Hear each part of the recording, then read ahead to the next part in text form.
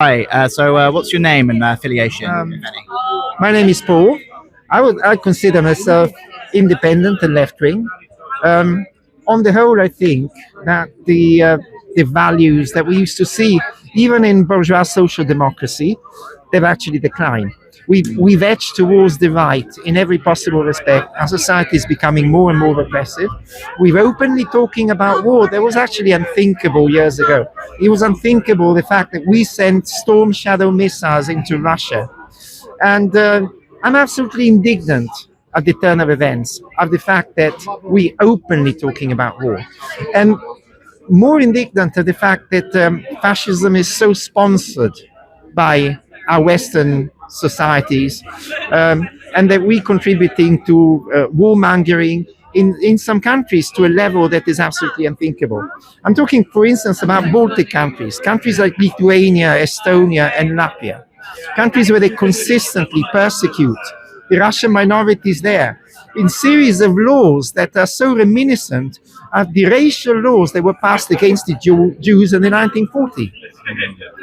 And these people are glorifying the people that committed atrocities towards minorities in the 1940s in exactly the same way as they're doing in Ukraine. But it's currently going on in the Baltic countries as well. Just by chance, I attended a conference of Baltic countries not so long ago, a couple of weeks ago. There were prime ministers speaking, there were ex-presidents speaking, and their main preoccupation was the fact that the local population is not gearing up for war, and in their opinion, war is inevitable. So we have to prepare the people to fight. And how do we go about that in a country like the UK, do you reckon? Well, I mean, we're edging towards the same level.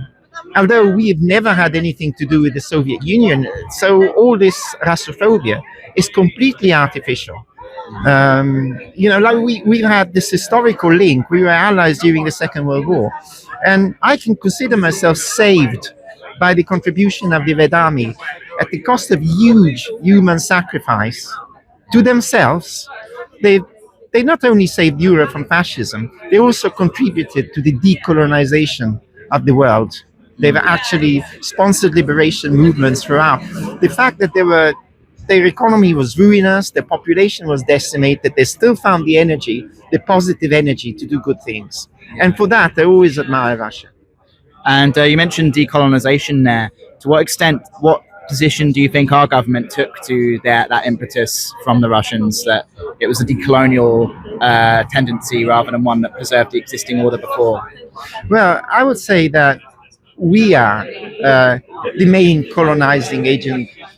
And I almost put forward, I don't know if it's too daring to say, but in my opinion, Hitler greatly admired the fact that Britain had colonies abroad.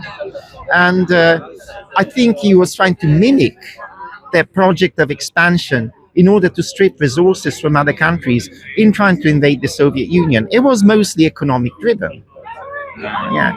So no, I don't have anything more to say about that. Okay, so just one last thing then. From this event, if there was one thing you drew from it, what would it be? Like, what lesson or message you'd put out? I think there's a spirit of solidarity. I was greatly encouraged by the intervention of these people that seem to speak sanity to me. In our society, that's what we need.